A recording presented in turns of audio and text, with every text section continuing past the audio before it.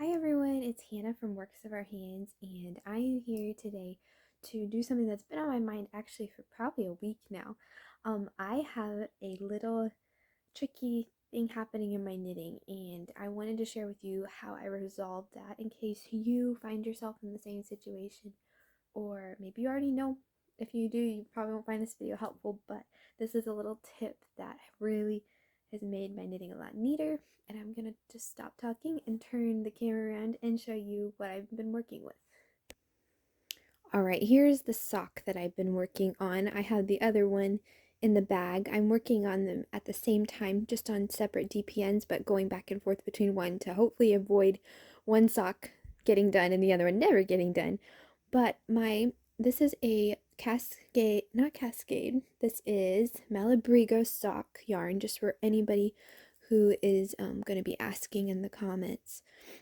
And the pattern is, and it's in French, and I'm not going to try to pronounce it, but I will leave the information in the description on the pattern. It's a free pattern on Ravelry, and this is a toe-up sock. And the problem that I was having is, first of all, not a pattern problem at all. The pattern is wonderfully written and has this very nice cable pattern, and where you have these slip stitches on some of the rounds, and then you knit them through the back loops, and it's just, I'm really enjoying it, and the yarn is fun to knit with too. Now, as I was starting at the bottom of the toe, and I was working on DPNs, and I was actually working on just two and using my third needle, so I have added a third needle now, but when I started, I just had all my stitches on two needles, not three like now, so they were all on two needles, and I just used my third needle for working across each round. And with that, and with the fact that I am a tight knitter, and it was a new pattern, I hadn't done this pattern before, I was pulling very tight when I was switching between the last stitch on the one needle, and then the first stitch on the other, to the point where I was getting, let me see if I turn the light on so hopefully you can see. Let me see if I can get this. So you can see that these stitches, these purl bump stitches, are perfectly tensioned in space, and you can see where this slipped knit through the back loop stitch on the pattern, the front on the instep, is switches these purl stitches, these first purl stitches. If you can see, I'm gonna see, I hope my camera is gonna get it. They're just really stretched out. They're ladders basically. And they were very much bothering me when I realized it was happening. And I was trying to figure out how to fix this. I have not had this problem before. I've knit lots of socks. I don't know if it was the fact that I never use superwash very often for socks. This is a superwash, but I think ultimately it was just me pulling too tight and just having a very tight tension.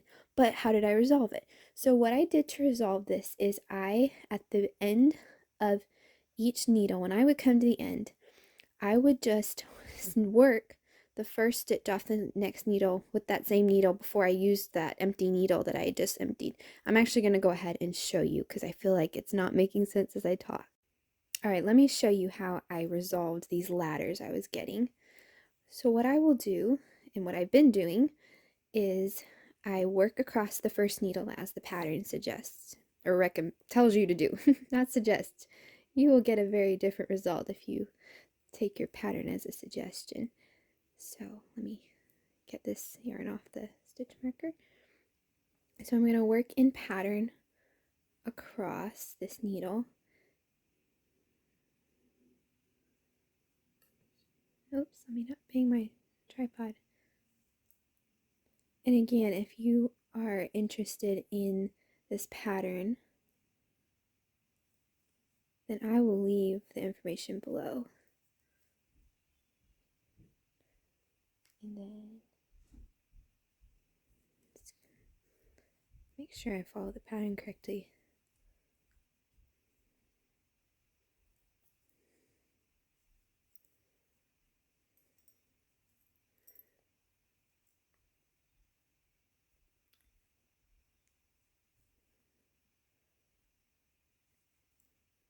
Why is it always so tricky when you try to film yourself knitting? I know if any of you do filming yourself knitting, often. You're probably gotten really good at it. Or maybe not. I'd love to hear in the comments, have you ever filmed yourself knitting? And do you find yourself messing up and missing stitches all the time? Let me know below. Just referring to my pattern to make sure I don't mess up while I'm doing this.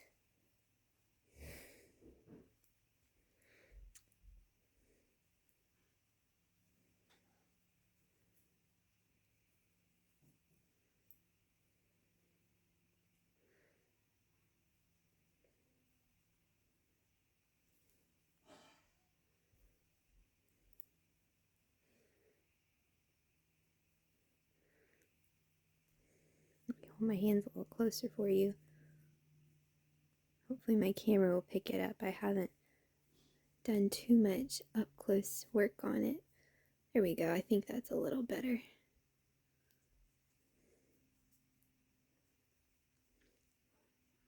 So I'm still just working across the first needle as the pattern recommends. So I'm not showing my ladder solution yet. I'm almost there. Bear with me as I work across a row and film it at the same time. I'll try to get better at it.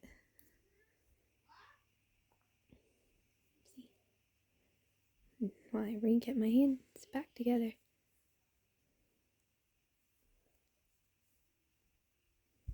Oops. Okay.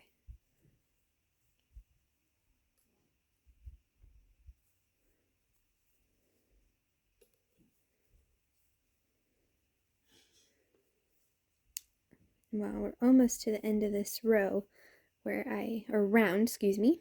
It's very important. This is working in the round. I want to just give, if you hear banging or pots and pans or talking, it's just my family in the background and there's nothing to worry about. Just the sounds of living in a house that dishes are being put away in. Whoops. I may just cut out this working across the row part for y'all. Okay, we're almost there. So I am approaching the end of my needle.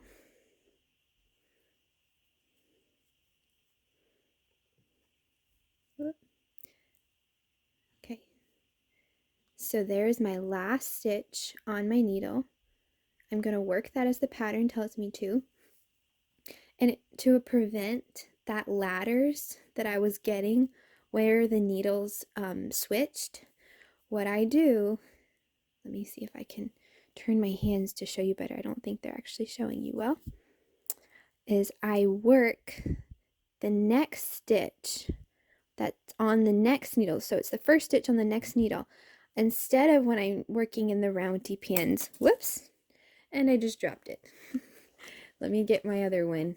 I have spare DPNs.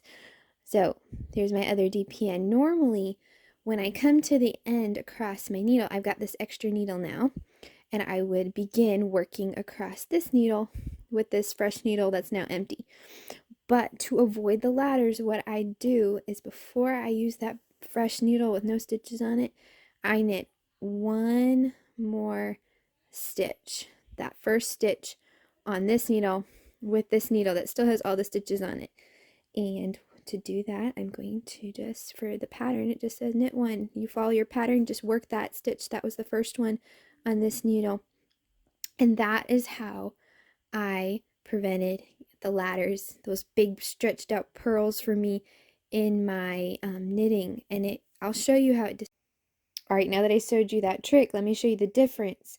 So down here, when I was doing the toe, you can kind of see those purl stitches where I was switching from the one needle to the next.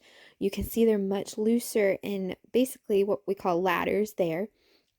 And then when you come up a little, and I started thinking about it and realizing what was happening, and I started working the first stitch on the next needle with that same needle I just finished from on this side, when I was moving to this needle where these stitches were on, it's like the stitches just become so much better tensioned. It's so much neater, and I'm much more pleased with how the sock is progressing now.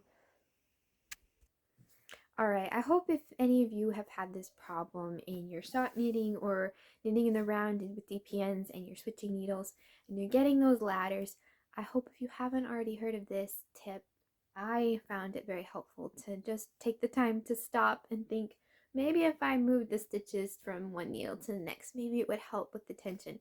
And it did. And so I hope it's helpful, and I hope by sharing my mistakes, maybe it will help you with some of yours. You have a lovely day.